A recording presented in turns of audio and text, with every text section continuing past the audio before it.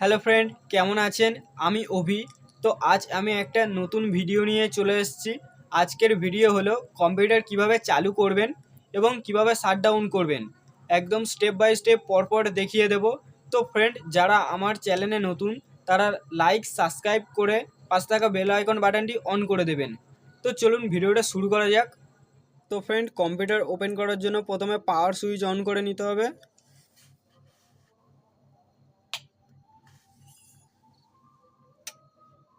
তো দেখুন আমার ইউপিএসে লাইন চলে এসছে।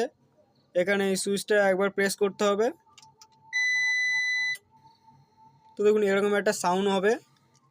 তো এরপরে সিপিইউর পাওয়ার সুইচটা অন করতে হবে।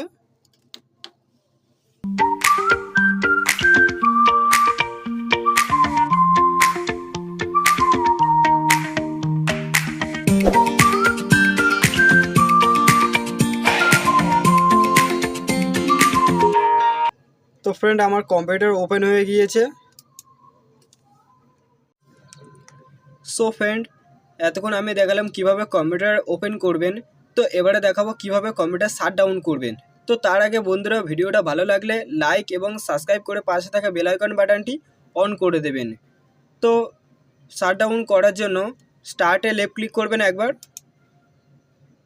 তো এরপর পাওয়ারে লেফট ক্লিক করবেন। তো বন্ধুরা দেখুন শাটডাউন, এখানে লেফট ক্লিক করবেন।